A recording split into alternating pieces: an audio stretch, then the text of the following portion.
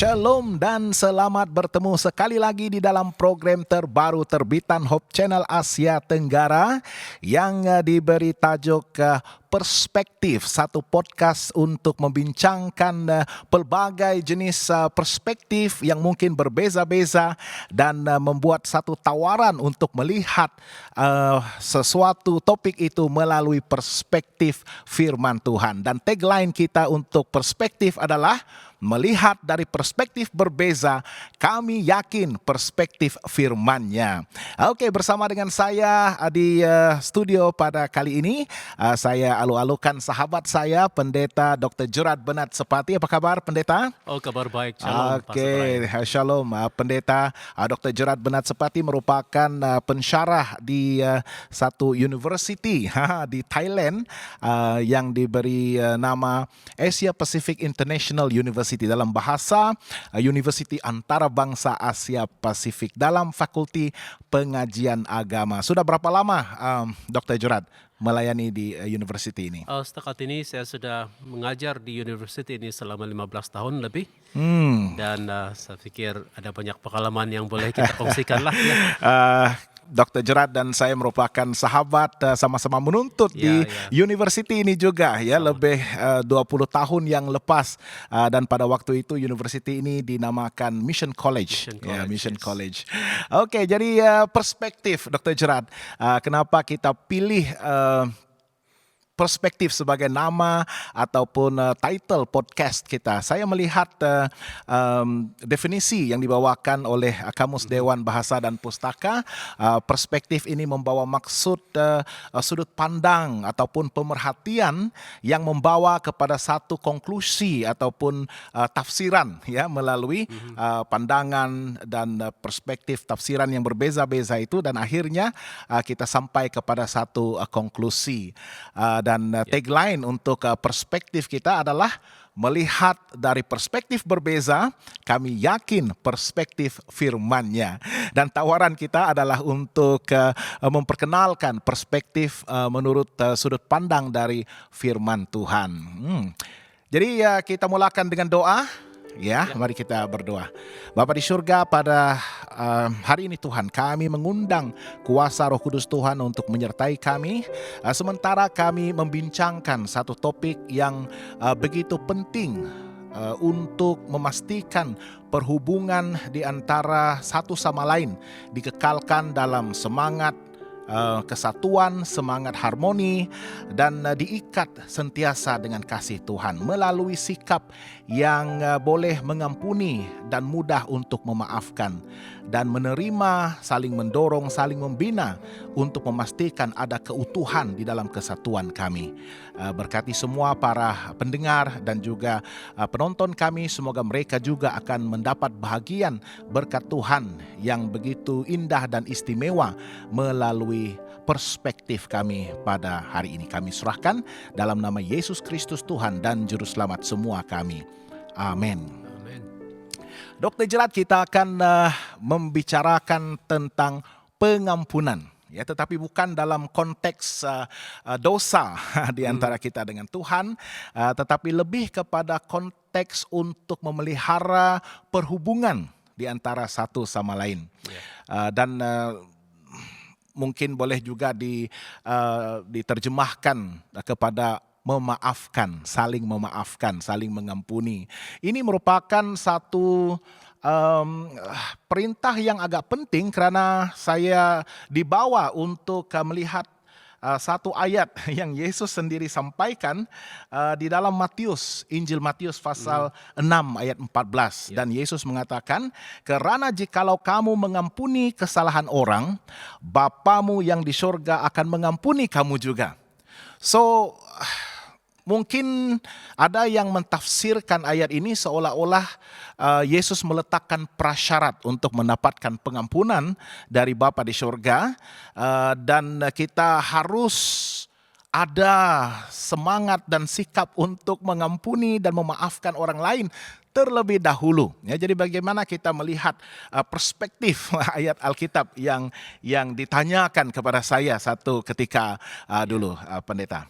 Ya, terima kasih Pastor Brian. Sebab kalau kita lihat ayat yang baru dibaca itu tadi, selalunya kalau kita lihat ayat ini, dia selalu dilihat sebagai satu prasyarat untuk pengampunan. Secara umumnya, ya kita boleh lihat itu sebagai satu prasyarat untuk Bapa di surga mengampuni, sebab Tuhan ataupun Yesus mahu menekankan betapa pentingnya pengampunan di sini. Bagaimanapun kita ada satu hal yang perlu kita ketahui juga, sebab bahagian ini diletakkan dalam konteks di mana Yesus berkhotbah di atas yang kita panggil dia khotbah di atas gunung itu ya. Yes. Ya, di sana bila Yesus mengatakan khotbah di atas gunung itu, dia mengatakan bahwa mereka yang berada ataupun di bawah kerajaan Tuhan, kerajaan surga itu mempunyai ciri-ciri seperti ini. Dan salah satunya adalah kita mengampuni. Mengampuni itu adalah salah satu daripada ciri-ciri mereka yang hidup di bawah kerajaan Allah. Maksudnya yang sudah diselamatkan di sini ya. Jadi di sini apabila kita melihat di sana, bila kita mengetahui bahwa Tuhan itu maha mengampuni, tetapi kita tidak mengampuni. Nah di sanalah saya pikir kita boleh kembangkan juga ya di sana. So kita lihat di sana, walaupun dia adalah prasyarat, tetapi dia sudah diletakkan dalam sudut perspektif. Nah ini lagi perkataannya, sudut perspektif di mana ini adalah bagi kamu yang sudah mengetahui bahwa pengampunan itu penting. Yes. Ya, jadi bagi Anda semua yang bersama-sama dengan kami dalam podcast Perspektif pada hari ini, jangan lupa sekiranya ada pertanyaan ataupun soalan berhubung dengan topik pengampunan ataupun saling mengampuni, saling memaafkan, jangan lupa untuk tinggalkan komen Anda dan kita akan memberikan respons kepada Anda. Dan sekiranya Anda ingin menghubungi kami menggunakan WhatsApp, ya kita ada WhatsApp ya, Dr. Gerard. WhatsApp kita nomor Thailand karena studio kita ini di Thailand. Dan nombornya adalah tambah 66 901 888 773. Saya ulang, tambah 66 901 888 773. Jangan lupa dalam komen Anda di ruangan komen tuliskan ataupun hashtag ya, hashtag perspektif dalam bahasa Melayu, perspektif, dan tagline kita, melihat dari perspektif berbeza, kami yakin perspektif firman-Nya. Oke, Dr. Gerard, masalahnya ini pengampunan ini ataupun saling mengampuni bukan sesuatu yang mudah untuk dilakukan. Kita mengampuni karena ada sesuatu kesalahan yang telah dilakukan, dan kesalahan itu biasanya akan menyakitkan, menyinggung perasaan, mungkin mencederakan, dan menyebabkan kita berada dalam keadaan sebagai mangsa ya. Kita sudah melalui pengalaman yang pahit, tetapi perintah ini begitu penting, seakan-akan satu kewajiban bagi seorang Kristen ya. Jadi bagaimana kita boleh keluar daripada perasaan untuk lebih selesa ataupun lebih sanggup untuk mengampuni sebenarnya, karena memang sukar ya, sebagai manusia kita juga pernah mengalami pengalaman-pengalaman ini. Ya, untuk menambah lagi komplikasi soal itu ya Pastor Brian. Sebahagian daripada sakit yang kita alami itu juga disebabkan oleh keluarga kita sendiri. Dan bagaimana itu yang lebih sakit kalau keluarga yang menyakiti. Dan sebagainya itu juga merusakkan reputasi dan sebagainya. Dan dia berlaku dalam jangka masa yang panjang, dan itu sangat sukar untuk mengampuni. Dan kita akui itu sebab sebagai manusia yang secara nalurinya barangkali kita mau membalas. Tetapi bagaimana ya kalau di dalam konteks Alkitab, saya terfikir ketika kamu Pastor Brian mengulas sebentar tadi, ada dua ayat yang timbul dalam pikiran saya, Pastor. Yang pertama, apa sahaja yang kamu mau orang perbuat kepadamu, perbuat juga demikian kepada mereka. Kalau kita letakkan itu dalam golden konteks, rule. Dalam konteks pengampunan, apakah kita tidak memerlukan pengampunan? Saya pikir kita memerlukan pengampunan, sebab kalau tidak, maka kita akan sentiasa merasa bersalah. Tapi lain pula orang kalau yang tidak merasa bersalah kan. Satu lagi ayat yang saya terfikir adalah ini, yang kita panggil hukum yang utama dan terutama itu, kasihilah Tuhan Allahmu dengan segenap pikiranmu, akal budimu, kekuatanmu, kekuatanmu dan sebagainya. ya. Dan yang kedua itu adalah kasihlah sesamamu manusia Yes. seperti dirimu sendiri. Nah, bagaimana kita katakan kita boleh mengasihi sama manusia seperti diri sendiri kalau kita tidak mengampuni orang, ya, seperti itu. Tetapi in the first place ya, kalau setiap orang menuruti dengan penuh penerimaan konsep golden rule ini, maka tidak adalah perlanggaran, tidak adalah singgung menyinggung, mencederakan ataupun pembelotan, pengkhianatan terhadap kepercayaan satu sama lain ya. Jadi asasnya adalah menghindari daripada melakukan kesilapan ataupun kesalahan. Kalau kita melayani satu sama lain dalam kasih, sudah pastinya potensi untuk terjadinya sesuatu mungkin ketegangan, tensions ya dalam hubungan itu tidak ada. Tetapi apapun manusia. Iya, kalau kita boleh hindari kan lebih baik. Tapi bagaimana pula kalau yang itu dasarnya ya. Tapi kalau sudah terjadi, then kita tidak dapat lari daripada mengampuni, dan atas dasar kasih kita harus ya, karena inilah saya percaya satu cara untuk kita boleh memahami konsep pengampunan Tuhan terhadap kita. Betul. Ya, dan kalau kita lihat satu daripada tuntutan mengampuni ataupun memaafkan ini adalah to forgive and forget. Iya. Mengampuni, memaafkan, dan kemudian lupakan. Ya, mari kita bersatu semula dalam perfect peace and harmony, dan seakan-akan tak ada apa-apa yang berlaku. Apa pandangan pendeta? Iya, kalau itu sudah berlaku dan kita harus mengampuni. Sebab kadang-kadang mengampuni ini juga kita harus lihat sebab kita mengasihi diri kita sendiri. Nah, sebelum kita boleh mengasihi orang lain kan kita harus memahami apa maksudnya mengasihi diri sendiri. Kalau kita lihat, kalau kita tidak mengampuni orang lain, maka itu akan menjadikan kita sentiasa terkongkong oleh perasaan marah terhadap orang tersebut. Nah, berbalik kepada soalan Pastor Brian tadi, saya mempunyai perspektif seperti ini ya. Apabila kita mengatakan Tuhan melupakan, Tuhan sebenarnya itu bukan melupakan sebab dia mempunyai daya ingatan yang jauh melebihi manusia, dan kita juga diciptakan dalam keadaan sedemikian, mempunyai memori yang sudah melekat di sana. Tetapi apa maksudnya melupakan? Perspektif saya adalah ini, kita melihat kepada sudut pandang Tuhan juga, di mana apabila kita sudah mengampuni orang dan kita katakan oke, saya tidak lagi mengungkit problem tersebut dan saya akan melupakannya. Maksudnya adalah apabila saya sudah mengampuni seseorang kerana masalah tersebut ataupun kerana pelanggaran tersebut ataupun kesakitan tersebut, maka di masa hadapan nanti saya tidak akan mengungkit perkara tersebut, saya tidak menggunakan perkara tersebut untuk menjatuhkan orang itu. Jadi itu saya pikir dalam perspektif saya lah. Dan Tuhan juga ketika dia mengatakan I will not remember, saya tidak akan mengingati itu, maksudnya adalah dia tidak akan menggunakan dosa itu untuk menghukum kita seperti sudah ampuni itu. Jadi demikian juga saya pikir dari manusia saja, apabila kita harus mengikut langkah Tuhan kan.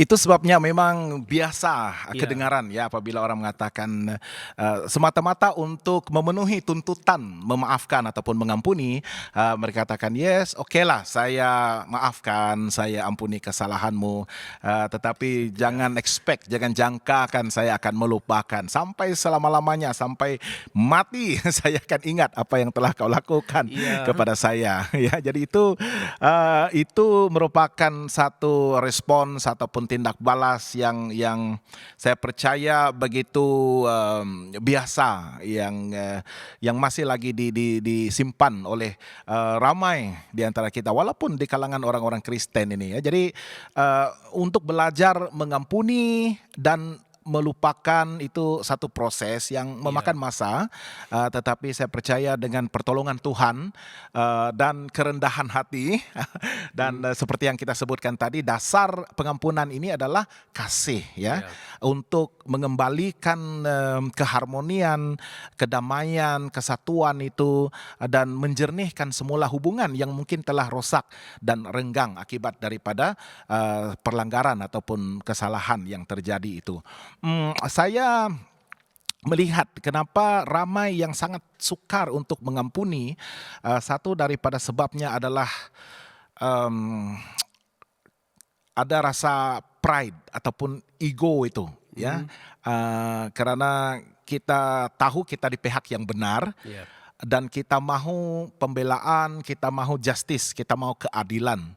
Ya, jadi inilah yang saya percaya perlu disuppress, perlu ditekankan sedikit supaya kita lebih bersikap terbuka, melihat dari sudut ataupun perspektif yang lebih luas, selain daripada semata-mata untuk mendapatkan keadilan. Saya baca satu lagi ayat dalam Kolose pasal yang ketiga, ayat yang ketiga. Kolose 3 ayat yang ke-13 sebenarnya.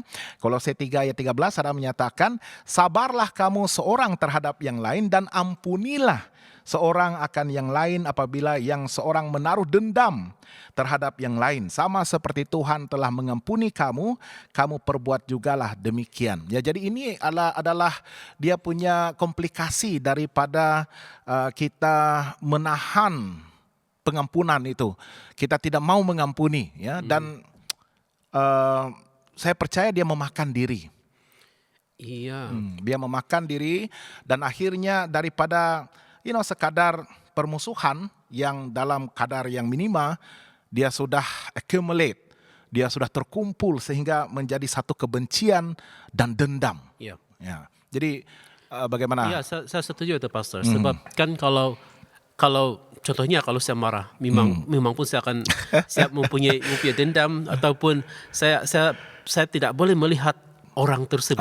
Jadi maksudnya di mana saja orang itu berada, saya merasa tidak bebas sebab saya merasakan sakitnya itu, kongkongan itu di dalam hidup saya. Jadi seperti kamu katakan, nanti takut nanti tidak memakan diri. Jadi kalau begitu, kalau kita mengampuni itu sama juga dengan kita membebaskan diri kita daripada kongkongan orang tersebut. Saya pernah mendengar satu ulasan, dia katakan, selama kamu tidak mengampuni orang lain, kamu membiarkan orang itu tinggal dalam pikiranmu tanpa membayar sebarang pun rent ataupun sewa.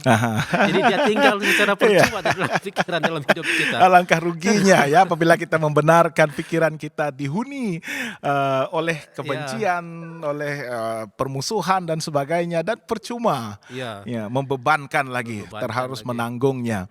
Tetapi itulah ya, karena kita ada rasa keangkuhan kita, mungkin ego kita. Kalau kita mengampuni itu maksudnya seakan-akan kita kalah. Ya, kalah. Tetapi kita tidak nafikan ya, dia punya komplikasi perlanggaran ataupun the degree of singgungan ataupun mungkin kecederaan ataupun abuse, penderaan yang kita terima itu memang dia punya impact itu sangat mendalam, especially dari segi jiwa dan emosi ya. Jadi itu sebabnya sangat sukar ya. Jadi bagaimana mungkin ada cara yang mungkin praktikal, lebih mudah supaya kita boleh, memang sangat sukar ya, karena kecederaan, the degree of impact itu. Ya, terutama apabila seseorang itu telah di-abuse ataupun didera daripada kecilnya, sehingga kan dia tidak boleh melupakan trauma tersebut. Dan trauma juga ini menjadikan seorang itu bermasalah untuk hidup dengan bebas ataupun sempurna dalam hidupnya. So bagaimana untuk menghadapi itu? Dan di sinilah kita harus melihat kepada apa yang dipanggil sebagai level ataupun maybe degree of mengampuni. Sebab bila kita mengatakan pengampunan, kita selalu berpikir bahwa itu adalah reconciliation antara dua pihak dan kita melupakan seakan-akan itu tidak pernah Tidak berlaku. pernah berlaku ya. Tapi saya pikir itu bukan satu yang real ataupun satu reality dalam dunia yang penuh dosa dan penuh dengan Ataupun abuse. immediate effect Ya. sejurus selepas pengampunan. Ya, sebab pengampunan juga tidak semestinya kita boleh sampai ke tahap itu, tetapi kita masih boleh mengampuni dengan mengatakan bahwa I will not let this. Saya tidak akan membiarkan ini untuk menghantui saya, ataupun tidak membiarkan ini untuk mencengkam ataupun mengongkong saya. Jadi itu sudah seperti satu proses pengampunan. Yes. Dan selagi kita boleh melakukan pada tahap itu, dan saya pikir itu juga satu pengampunan juga. Ya, jadi kalau kita boleh lihat daripada perspektif itu ya, untuk sebenarnya immediate effect-nya adalah kebaikan kepada saya sendiri. Iya. Ya, untuk release, untuk melepaskan segala beban dan ketegangan itu, dan membenarkan saya untuk meneruskan hidup tanpa rasa beban. Untuk mengampuni, karena ayat yang kita bacakan tadi ini prasyarat, ya, prasyarat. Ya, betul. So, kita mengampuni, tidak pun disebut sana kamu harus berbaik. Ya, berbaik dengan orang yang telah Immediately ya, terus dengan segera. Ya, sebab kalau kita lihat di dalam konteks sejarah mereka yang telah disakiti dalam gereja dan dalam Alkitab juga, apakah ada rekonsiliasi antara mereka yang telah menganiaya Kristen pada zaman abad yang pertama itu? Tidak ada rekonsiliasi. Mereka tidak ada perdamaian, tetapi orang Kristen mengampuni mereka. Sama seperti Yesus mengampuni mereka. Jadi di sana mereka mempunyai damai, mempunyai harapan bahwa pada suatu hari nanti mereka pasti akan diberikan keadilan dan sebagainya. Ya, jadi dalam konteks seperti itu, saya percaya lebih mudah untuk diterima perintah ini, ya, karena kita harus melindungi dan menjaga diri kita sendiri, dan membolehkan kita untuk meneruskan tanpa ada rasa bebanan itu, dan saya percaya akhirnya nanti dia akan juga menuju ke arah pemulihan perhubungan itu, ya. Walaupun seperti kertas yang kita keronyok itu, apabila kita buka masih ada kesan keronyokannya, tetapi dia masih lagi satu kertas yang yang masih kertas, ya, masih kertas juga, ya. Jadi especially di kalangan sesama kita dalam keluarga, saya melihat sendiri ya, bagaimana adik-beradik yang bermusuhan, saling menyimpan rasa benci antara satu sama lain, biasanya oleh karena sebab yang bagi saya tidak munasabah, ya, tetapi bagi mereka merupakan isu yang begitu sensitif, ya, perebutan pusaka, harta dan sebagainya, tanah. Dan ini berlarutan, ya, sehingga menua sudah sampai ke usia yang begitu senja, tetapi masih lagi tidak dapat bersua muka dan masih lagi tidak selesa untuk duduk semeja dan hidup sebagai adik-beradik, ya, dalam keluarga, ya. Jadi ini sangat sedih untuk kita lihat terjadi, ya, di kalangan kita, bukan orang lain juga, saudara sendiri. Dan ini yang kita harus elakkan, ya. Jadi bagi saya penting juga untuk kita tidak begitu sensitif dengan perkara-perkara sebegini, especially dalam keluarga, mewarisi harta pusaka dan sebagainya. Selesaikan dengan cara yang baik. Dan sekiranya tidak ada ketidakadilan di sana, bagaimana merespons itu? Kita benarkan saja, tak apalah saya mengalah. Ya, saya pikir kalau kita mempunyai Kristus dan membiarkan Roh Kudus, ya, dalam keluarga seperti itu pun pasti ada jalan keluarnya, jalan penyelesaiannya. Kecuali lah kalau kita tidak mengenal Kristus, barangkali kita mau mempertahankan hak, kita panggil itu hak, keadilan dan sebagainya. Tapi ini yang hakikatnya ya, dalam keluarga biasanya itulah yang menjadi isu besar. Ya. Dan nasihat kita adalah oleh karena kasih Kristus ya, lihatlah keadilan, bagilah sama rata, jangan ada yang tertindas. Karena itu milikan bersama ya. Ya. Bayangkan kita warisi, kemudian kita wariskan kepada anak cucu cicit kita. Bukan juga besar ya, tanah sekangkang kera pun kalau boleh bagikanlah dengan adil dan saksama, supaya benda ini tidak menjadi isu besar sehingga berjangkit kepada generasi seterusnya. Nanti anak cucu kita pun terkesan daripada Ya, ya. pergaduhan dan permusuhan datuk mereka ya, ataupun bapa mereka itu. Ya, sayang sekali. Takut nanti ada permusuhan keturunan itu ya, yang kita tidak mau berlaku. Dia akan merusakkan ya community. Ya. Seperti itu. Tapi saya pikir ya Pastor Brian, kalau lah kita boleh secara imajinasi lah, sebab pembagian harta pusaka ini kan berlaku selepas ibu bapa sudah tidak ada lagi. Kalau kita boleh imajinasikan bagaimana perasaan ibu bapa sekiranya Mereka masih hidup. itu. Seperti itu. Ya, seperti yang kamu katakan ya, perlu kasih. Tapi ada juga yang menyarankan ya, supaya harta pusaka ini, saya tidak tahu, mungkin menurut adat dan budaya yang berbeza-beza, perspektif yang berbeza-beza, tetapi lebih baik dilakukan sementara mereka masih ada ya. Jadi benda itu jelas, telus, saling berdekapan, dan pembahagian itu keluar sendiri daripada mulut ya ibu bapa yang masih hidup itu ya. Jadi apapun dalam konteks kekeluargaan ini, kekalkanlah semangat kekeluargaan itu ya, dan janganlah membiarkan permusuhan, dendam itu berlaku sehingga menyebabkan kesannya sampai kepada keturunan seterusnya ya. Kalau boleh ampunilah, karena seperti yang kita bacakan tadi, itu adalah prasyarat ya, itu adalah prasyarat. Saya baca lagi satu lagi ayat dalam Efesus 4 ayat 31 dan 32.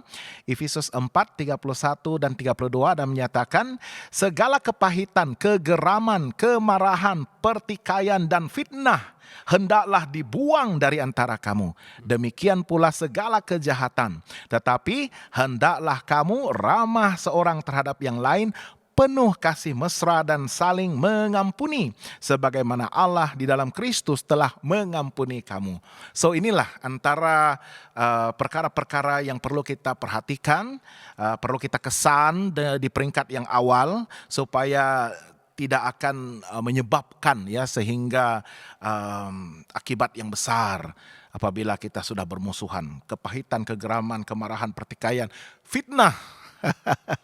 Fitnah haruslah dibuang jauh-jauh terlebih dahulu, supaya tidak menyebabkan ada berlaku perselisihan dan pengkhianatan, pembelotan dan sebagainya ini. Komen. Ya, merusakkan reputasi ya, fitnah. Oh, Tapi yes. saya ingin komen di sini, sebab dalam ayat yang kita sudah sentuh sebentar tadi, dia mempunyai satu pattern ya, di mana sebagaimana Allah di dalam Kristus mengampuni kamu, kalau kamu tidak mengampuni, bahwa Bapa di surga tidak mengampuni. Itulah kita lihat patternnya di sana adalah pengampunan kita itu adalah atas dasar apa yang dilakukan oleh Tuhan kepada kita.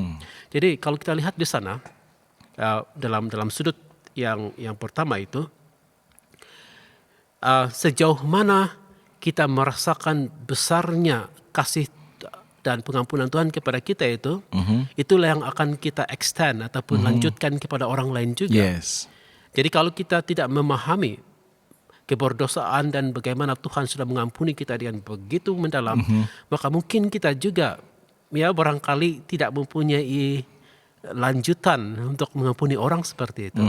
Jadi saya pikir di sini untuk memahami dan supaya boleh mengampuni, maka kita juga harus memahami dan mengetahui bahwa Tuhan mengampuni kita seperti ini, sebegitu dalam. Dan kalau kita lihat, barangkali itu sebabnya kalau kita tidak mengampuni, bahwa maka Bapa di surga tidak mengampuni, sebab kita tidak mendapat pengertian ataupun tidak mendapat pengampunan daripada Bapa, seperti tidak memohon pengampunan daripada dia.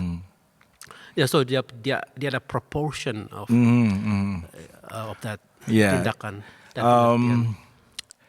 Itu sebabnya sangat penting untuk kita harus boleh mengalami Iya. pengampunan itu. Ya. Dan apabila kita sudah mengalami pengampunan itu harus ada perubahan dalam diri kita sendiri, ya. Kita sudah merangkul kasih Tuhan yang mengampuni kita untuk membolehkan kasih itu menguasai kita dalam segala sudut, segala aspek pikiran kita, jiwa kita, tindakan kita, sehingga kita boleh melakukan yang sama, ya, untuk mengampuni orang lain juga, ya. Dan dia begitulah seterusnya, kita diampuni, kita mengampuni, ya. Dan itu syarat dan prasyarat dan seterusnya, ya. Dan dalam ayat ini juga sangat-sangat penting, ya, untuk kita menghindari daripada terjebak, ya, karena benda-benda ini dia tidak datang dengan kadar yang besar. Dia sedikit demi sedikit, perasaan marah contohnya, kalau tidak ditangani dengan baik, dia akan datang kepada pertelingkahan yang lebih besar, konflik yang lebih besar, fitnah. Kita biasanya dalam konteks ibu-ibu, ya, mereka konsep membawang contohnya. Cakap kedai kopi, bercakap-cakap tentang orang lain, isu rumah tangga orang lain, kehidupan orang lain, gaya hidup, kemewahan dan sebagainya. Ya, itu nampak macam menyeronokkan, biasa dilakukan, tetapi dia boleh mendatangkan fitnah kepada orang yang mungkin tidak mendengar secara keseluruhan dan membuat satu konklusi, kesimpulan yang begitu terhad, ya, dan akhirnya membawa kepada cerita-cerita yang bohong, ya. Jadi hindari itu dahulu, ya. Membawang, kita kupas bawang bersama tidak mengapa, tetapi jangan membawang bersama-sama. Dan ini juga bukan saja untuk kaum wanita, tetapi lelaki juga, ya. Biasa kalau kita lepak di kedai kopi, banyak topik yang akan dibicarakan dan boleh menyebabkan fitnah. Oke, ya, kita sebenarnya sudah sampai ke penghujung program kita. Bagi Anda yang sudah pun bersama-sama dengan kami dalam podcast Perspektif pada kali ini, kami doakan dan harap agar penceritaan, message yang kami coba sampaikan dan tawarkan kepada Anda melalui perspektif firman Tuhan, yang akan menjadi satu bahagian kebenaran yang Anda akan terima, dan Anda juga akan coba untuk hidupkan, ya, dan praktiskan, terapkan di dalam kehidupan secara pribadi, ya, untuk menjamin perhubungan yang erat bukan saja dengan Tuhan, tetapi di kalangan satu sama lain. Jangan lupa untuk kongsikan program podcast Perspektif kita. Tagline kita, melihat perspektif berbeza, kami yakin perspektif firman-Nya. #perspektif, dan jangan lupa kongsikan program ini dengan rakan-rakan kenalan Anda di Facebook dan YouTube. Sebelum kita berpisah untuk episode kali ini, Dr. Gerard boleh berdoa. Mari kita sama-sama berdoa. Bapa di syurga, terima kasih Tuhan, sebab Engkau sudah memperingatkan kami akan hal pengampunan. Engkau sudah mengampuni kami sesungguhnya dan sepenuhnya. Melalui Kristus kami mempelajari dan belajar bagaimana pengalamannya diampuni. Kami juga mahu, ya Tuhan, agar melalui kuasa dan kekuatan Roh Kudus-Mu kami boleh mengampuni orang lain. Agar di dalam kehidupan kami bersama, kami akan sentiasa berada dalam keadaan yang damai sebagai anak-anak Tuhan. Terima kasih sebab Engkau sudah mendengar doa kami, ya Tuhan. Kami serahkan perspektif ini kepadamu. Biarlah Engkau juga menjadikan ini sebagai berkat bagi kami sehari-hari. Dalam nama Yesus kami berdoa. Amin. Baiklah, terima kasih, sehingga kita akan bertemu dalam episode Perspektif yang akan datang. Tuhan memberkati.